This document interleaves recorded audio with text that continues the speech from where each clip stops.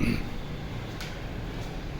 and very good morning to all my dear students. Dear students, आपण पाहत आहे 12वीचं unit number 5 that is the electrochemistry आणि आजचा आपला टॉपिक आहे मेजरमेंट ऑफ कंडक्टिव्हिटी. ठीक आहे, आपल्याला या टॉपिकमध्ये पाहायचं आहे की आपण एखाद्या सोल्युशनची कंडक्टिव्हिटी कशी मेजर करू शकतो. ओके, बघा काय म्हणते, the conductivity of a solution can be determined from the resistance measured by the Wheatstone bridge. बघा रे काय म्हटलं त्यांनी, एखाद्या सोल्युशनची कंडक्टिव्हिटी तुम्ही मोजू शकता बाय नोईंग म्हणजे माहीत करून त्याचं रेझिस्टन्स. आता रेझिस्टन्स म्हणजे काय आपण बोललो रे मागच्या वेळेस. रेझिस्टन्स म्हणजे होते एखाद्या गोष्टीला थांबवासाठी, जसं स्पीड ब्रेकर कसं असते स्पीड कमी करते तसं रेझिस्टन्सचं काम असते. ओके, नाऊ बघा रे, the conductivity of a solution can be determine using or by knowing the resistance value measured by the Wheatstone bridge. Wheatstone bridge ह्या एक्सपेरिमेंटनुसार, व्हीटस्टोन ब्रिजनुसार तुम्ही कंडक्टिव्हिटी एखाद्या सोल्युशनची मेजर करू शकता आणि कंडक्टिव्हिटी माहीत केल्यानंतर तुम्हाला रेझिस्टिव्हिटी माहीत करू शकता आणि रेझिस्टिव्हिटी माहीत केल्यानंतर तुम्ही कंडक्टिव्हिटी त्या सोल्युशनची काढू शकता. ठीक आहे, चालू करू आपण. सगळ्यात पहिले कंडक्टिव्हिटी सेल काय. बघा रे, कंडक्टिव्हिटी सेल म्हणजे काय असते, जसं एक समजा बीकरवर एक कंटेनर, त्याच्यामध्ये असा एक ग्लास ट्यूब असते. असा एक, आता दिसायला इथं मोठा आहे पण एवढा मोठा राहत नाही, असा ग्लास जॅकेट असते. याच्यामध्ये असे मेटलचे असे रॉड्स असतात म्हणा किंवा प्लेट असतात, छोटे छोटे म्हणा, ते प्लेट असतात प्लॅटिनमचे. ओके, जे प्लॅटिनमचे प्लेट्स असतात असे असे वायर्स. नाव हे झाले glass jacket.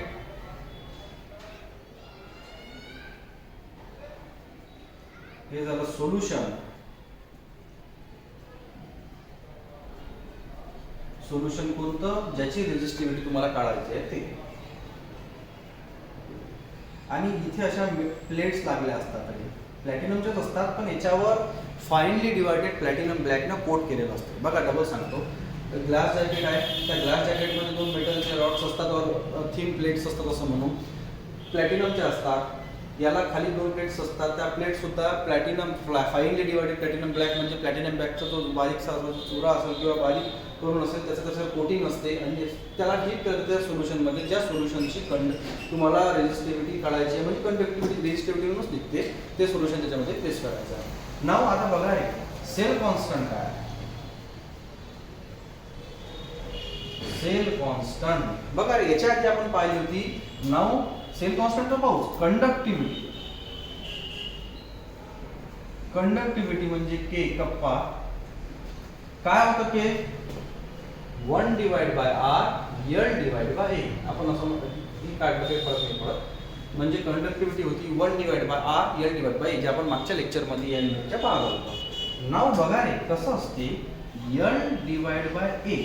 What is here, L is the length, यांची लेंथ किती आहे, what is area of the cross section. ह्या दोन्ही व्हॅल्यू कॉन्स्टंट आहे म्हणून आपण याला म्हणतो सेल कॉन्स्टंट.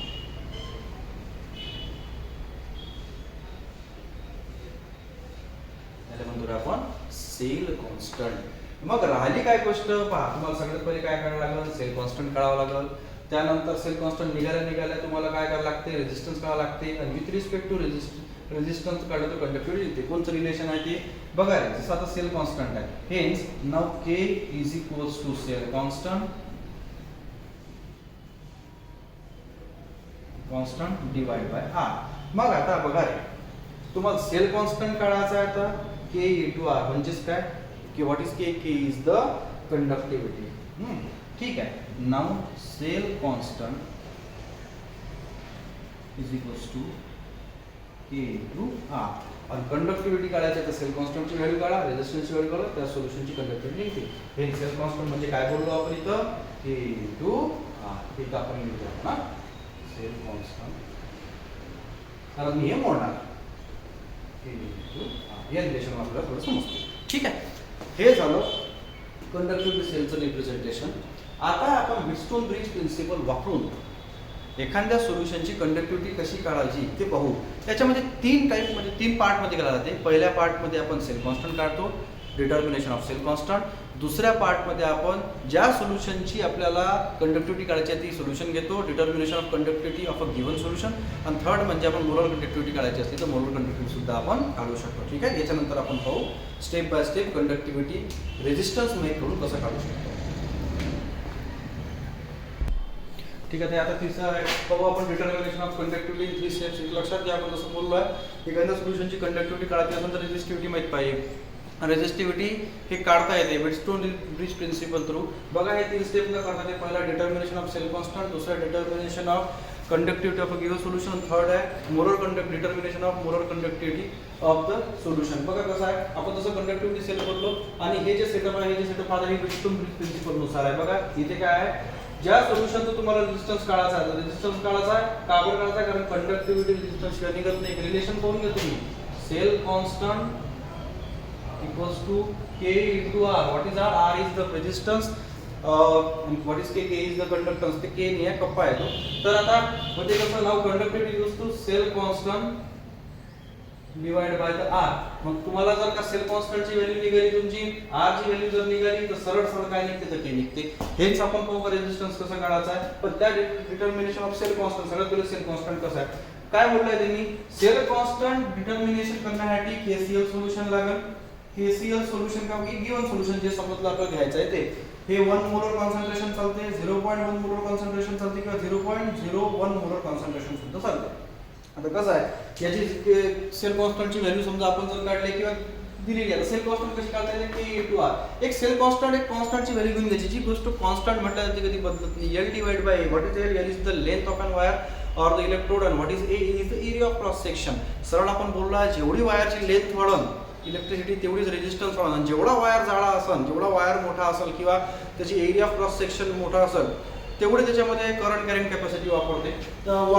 तर जसं आपण बोललो आहे की सेल कॉन्स्टंटची व्हॅल्यू समजून काढायची आहे तर KCL सोल्युशन थ्रू आपण काढतो. जसं आपण कंडक्टिव्हिटी सेल मगाशी पाहिला हाच तो कंडक्टिव्हिटी सेल आहे आणि याला जस्ट अटॅच केला आहे आपण वेटस्टोन ब्रिज प्रिन्सिपलला. इकडे AC करंट आहे. आता बघा रे हा कंडक्टिव्हिटी सेल हा वाला मी कशात डिप केलाय सोल्युशन मध्ये. कोणतं सोल्युशन ज्याचं रेजिस्टन्स मला माहित नाही. रेजिस्टन्स माहित केल्यानंतर मी सरळ सेल कॉन्स्टंटची व्हॅल्यू काढा. सेल कॉन्स्टंट काढल्या मी काय निघालते K निघालतो. सगळ्यात पहिले आपण सेल कॉन्स्टंट काढू नंतर कंडक्टिव्हिटी काढू. आता कसं आहे KCL सोल्युशनच्या सेल कॉन्स्टंटची व्हॅल्यू आपण समजा सपोज काढली आहे. आता बघा ती कॉन्स्टंट व्हॅल्यू आहे मग तुमचं राहिला काय रेजिस्टन्सच काढणं आलं ना फक्त. मग आता बघा होते कसं आपण काय करू सोल्युशन ऑफ अननोन रेजिस्टन्स घेतलं आणि त्याच्यामध्ये आपण कंडक्टिव्हिटी सेल हा डिप केला. आता कंडक्टिव्हिटी सेल डिप केल्यानंतर काय केलं आपण बघा AC सर्किट म्हणजे करंट लावला A आणि B आहे युनिफॉर्म वायर आणि आता बघा रे होते कसं RX काय RX is the known resistance म्हणजे ज्या रेजिस्टन्सची व्हॅल्यू तुम्हाला माहित आहे त्याच्यावरून अननोन रेजिस्टन्सची व्हॅल्यू काढायची. What is D is the detector. आपण त्याला एखादं गॅल्व्हॅनोमीटर वगैरे म्हणू का ज्याच्यापासून आपण इलेक्ट्रिसिटीची ते मोजू शकतो. तिथपर्यंत मोजायचं आहे जिथपर्यंत हा जो F आहे F ला जॉगिंग मोटर दिली चालते कारण तो अलॉंग द वायर फिरवायचा आहे. सोल्युशन बघा सोल्युशन मध्ये आपण काय काय टाकलाय कंडक्टिव्हिटी सेल टाकला AC करंट अप्लाय केलेले आहे RX नो रेजिस्टन्स लावलेला आहे आणि हा नो रेजिस्टन्स या एक्सपेरिमेंट थ्रू तुम्हाला सरळ सरळ रेजिस्टन्स काढणार आहे. सेल कॉन्स्टंटची व्हॅल्यू ठीक आहे तुम्ही काढली असेल कारण काय हे गिवन व्हॅल्यू असतात किंवा सेल कॉन्स्टंटची व्हॅल्यू नॉर्मलच आहे. जशी तुम्ही वापरू शकता 1 मोलर सोल्युशन 0.1 मोलर सोल्युशन आणि 0.01 molar solution through KCL constant solution KCL solution through तुम्ही काय सेल कॉन्स्टंटची व्हॅल्यू काढू शकता. बघा आता आपण रेजिस्टन्स कसं कोणत्या वेळेला काढावं लागेल. आता बघा रे कसं आहे मी हे जॉकी आहे ही जॉकी इकडे move along the AB wire असा फिरवल कुठपर्यंत फिरवल जिथपर्यंत हा जो मीटर आहे करंट डिटेक्टर आहे गॅल्व्हॅनोमीटर आहे तो नल डिफ्लेक्शन नल म्हणजे झिरो डिफ्लेक्शन दिसेल. जसं त्या मीटरवर जसे काटे 10 20 30 पर्यंत जातात पण नल डिफ्लेक्शन म्हणजे झिरो तो काटा झिरो येऊन जाईल. तो पॉइंट मी मेजर करेन. सपोज तो पॉइंट C आहे. काय करेन मी सगळं कनेक्शन लागल्यानंतर हा जो F आहे जॉकी आहे तो असा move along with the wire अशा अर्थ फिरवल कुठपर्यंत फिरवल जिथपर्यंत हा जो डिटेक्टर D आहे इथं झिरो डिफ्लेक्शन नल डिफ्लेक्शन येणार नाही तिथपर्यंत फिरवल. तो सपोज जो पॉइंट आहे तो C आहे. हेच आता मला लेंथ भेटली आहे AC आणि BC ची लेंथ भेटली आहे. हेच according to Wheatstone bridge principle आपण जर पाहिलं ती व्हॅल्यू नाउ R सोल्युशन कशा काढता रेजिस्टन्स का equals to RX is the known resistance length AC आणि इथं लेंथ BC असं म्हणू पहा लेंथ AC म्हणजे कोणची AC आणि लेंथ जे BC ही BC लेंथ झाली. आता हेच नाउ R सोल्युशन म्हणजे रेजिस्टन्स सोल्युशनचं नाव length AC divide by length BC into RX. What is RX? RX is the known resistance. बघा रे, तुम्हाला लेंथ AC ची आणि BC ची मोजायची आहे, डिवाइड मध्ये टाकायचं आहे आणि RX का known resistance आहे. याच्या कॅल्क्युलेशन नंतर तुम्हाला काय मिळेल? रेजिस्टन्स मिळेल. म्हणजे काय तुमचा व्हॅल्यू निघाली? रेजिस्टन्सची व्हॅल्यू निघाली. आता सेकंड स्टेप म्हणजे काय? Determination of conductivity of a given solution. बघा, सेल कॉन्स्टंटची व्हॅल्यू तुमच्याकडे आहे, जी तुम्हाला दिलेली राहते किंवा सपोज ती काढावी लागते. काही विशेष नाही ते सेल कॉन्स्टंटची व्हॅल्यू काढणं. दुसरं आहे R म्हणजे रेजिस्टन्सची व्हॅल्यू काढणं. ह्या दोन्ही व्हॅल्यू काढल्यानंतर डिवाइड म्हणजे आन्सर निघाली कंडक्टिव्हिटीची. कशाची? सोल्युशनची. आता गिवन सोल्युशन म्हटलंय त्यांनी. आता काय करायचं? हे जे KCL सोल्युशन आहे हे काढून टाकायचं आणि ज्या सोल्युशनची कंडक्टिव्हिटी तुम्हाला मोजायची आहे ते सोल्युशन त्या कंडक्टिव्हिटी सेल म्हणजे ते सोल्युशन त्या कंडक्टिव्हिटी सेल त्या सोल्युशन मध्ये ठेवायचं. त्यानंतर तुम्हाला काय करायचं आहे? रेजिस्टन्स निघल, सेल कॉन्स्टंट दिलेला आहे. हेन्स मग तुमचं सरळ सरळ राहिलं का? जसं आपण के बोललो 1 divide by R, L divide bye A. आता L डिवाइड बाय A म्हणजे काय झालं? तर सेल कॉन्स्टंट, जसं आपण बोललोय. मग आता hence now K is equals to cell constant divide by R. आता तुम्हाला R ची व्हॅल्यू काढलेली आहे, तुम्ही या व्हॅल्यूज काढावं लागेल. सेल कॉन्स्टंटची व्हॅल्यू तुम्हाला काय मिळते? Conductivity of the given solution. Now जर मोलर कंडक्टिव्हिटी काढायची आहे तुम्हाला, denoted by the capital lambda equals to 1000 into K divide by C. या फॉर्म्युला थ्रू तुम्ही त्याची मोलर कंडक्टिव्हिटी काढू शकता. अशा वेळेला वेटस्टोन ब्रिज प्रिन्सिपल यूज करून तुम्ही एखाद्या सोल्युशनची कंडक्टिव्हिटी काढू शकता बाय नोईंग द रेजिस्टन्स. एक लक्षात नाही तर कन्फ्युज कुठे होते? RX is the known resistance आहे. या फॉर्म्युला थ्रू तुम्ही रेजिस्टन्स काढता. नोन रेजिस्टन्सची व्हॅल्यू तुम्हाला माहित आहे, लेंथ फक्त AC डिवाइड बाय BC ची मोजावी लागते. डिवाइड मध्ये करून इनटू कॅल्क्युलेशन व्हॅल्यू RX ची आहे आणि जी RX ची व्हॅल्यू आहे त्या विथ रिस्पेक्ट टू सोल्युशनचं रेजिस्टन्स मिळते. ठीक आहे. तर अशा वेळेला आपण पाहिला वेटस्टोन ब्रिज प्रिन्सिपल. ओके. तर यानंतर आपण पाहू इलेक्ट्रोड आणि इलेक्ट्रोकेमिकल सेल कसा तयार होतो. इलेक्ट्रोड म्हणजे काय? सोल्युशन कसं असतं? कोणत्या प्रकारच्या सेल मध्ये कोणत्या प्रकारची रिएक्शन होती? एनोड काय, कॅथोड काय, हे डिटेल मध्ये बघू. याच्यानंतर आपण तेच बघू. आता बघू आपण इलेक्ट्रोकेमिकल सेल. बघा रे, इलेक्ट्रोकेमिकल सेल मध्ये काय असते बघा. इलेक्ट्रोकेमिकल सेल मध्ये एक कंटेनर घ्या, त्याच्यामध्ये दोन इलेक्ट्रोड कोणते? एक तर ते कार्बन म्हणजे आपण म्हणू त्याला ग्राफाइटचे इलेक्ट्रोड किंवा मेटलचे प्लेट्स. हे डीप असतात सोल्युशन मध्ये. नाव हे तर जनरल आहे इलेक्ट्रोकेमिकल सेल कसा असतो, बस एवढंच म्हणायचं आहे. आता बघा मेन आयडिया याच्या मागची काय, मेन कन्सेप्ट याच्या मागचा काय? Electrochemical reactions. ज्या रिएक्शन त्या इलेक्ट्रोकेमिकल सेल मध्ये होतात त्याला इलेक्ट्रोकेमिकल रिएक्शन्स म्हणतात. त्याच्यामध्ये मेनली ऑक्सिडेशन आणि रिडक्शन होते. ऑक्सिडेशन आणि रिडक्शन मिळून बनते redox. Hence the redox reaction actually happened in the electrochemical cell. Now the electrodes कोणते असतात? इलेक्ट्रोड्स म्हणजे काय पहिले हे समजून घेऊ. इलेक्ट्रोड्स म्हणजे ज्याच्या सरफेसवर इलेक्ट्रोकेमिकल्स रिएक्शन घडतात त्याला आपण इलेक्ट्रोड म्हणतो. The surface on which oxidation and reduction takes place. Suppose आपण म्हणू हा इलेक्ट्रोड आहे, याच्या सरफेसवर जे रिएक्शन होईल, सपोज ते ऑक्सिडेशन झाली तर एनोड, रिडक्शन झाला तर कॅथोड, या अशा गोष्टीला आपण म्हणत असतो इलेक्ट्रोड. आता टाईप काय त्याचे? दोन प्रकार आहे, एनोड आणि एक असते कॅथोड. बघा, एनोडवर ऑलवेज ऑक्सिडेशन होतो आणि कॅथोडवर ऑलवेज रिडक्शन होते. इलेक्ट्रोलायटिक सेल असन तर एनोड पॉझिटिव्ह, कॅथोड निगेटिव्ह. आणि गॅल्व्हॅनिक किंवा व्होल्टिक सेल असन तर एनोड निगेटिव्ह, कॅथोड पॉझिटिव्ह. ठीक आहे. तसंच types of electrochemical cell. There are two types of electrochemical cell here. One is the electrolytic cell, one is the galvanic और voltaic sale. आता बघू आपण त्याच्या दोघांबद्दल माहिती. इलेक्ट्रोलायटिक, इकडे घ्या गॅल्व्हॅनिक और व्होल्टिक. इलेक्ट्रोलायटिक सेल म्हणजे असा सेल जो नॉन स्पॉन्टेनियस आहे.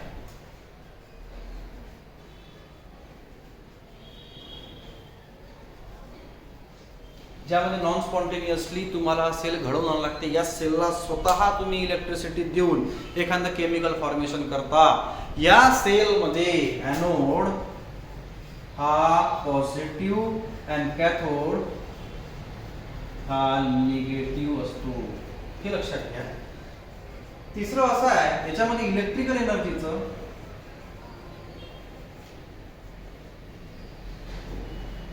To chemical energy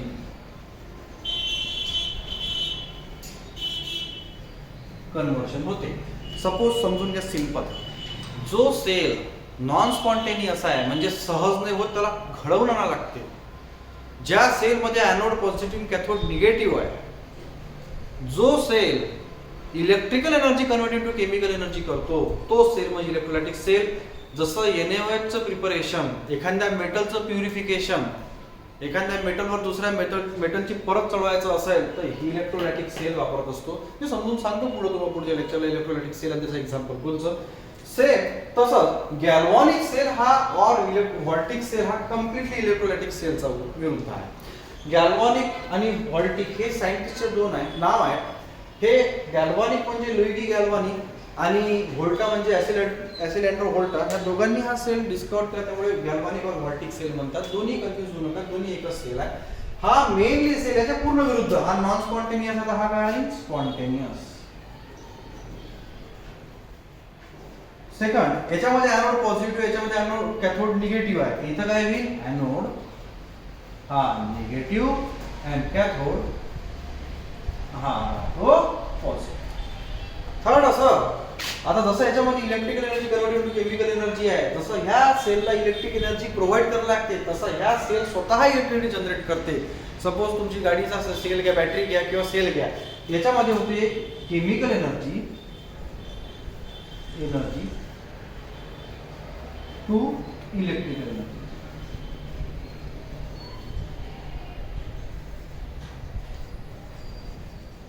chemical energy to electrical energy याच्यामध्ये कन्वर्शन होते.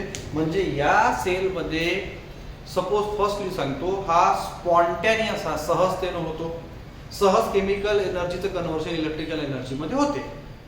दुसरा, याला जसं इलेक्ट्रोलायटिक सेलला जसं तुम्हाला पॉवर जनरेट करून द्यावं लागतं तसं कोणतं AC करंट वगैरे पॉवर वगैरे द्यावं लागत नाही. ह्या सेल याच्यामध्ये ॲनोड पॉझिटिव्ह कॅथोड निगेटिव्ह आहे.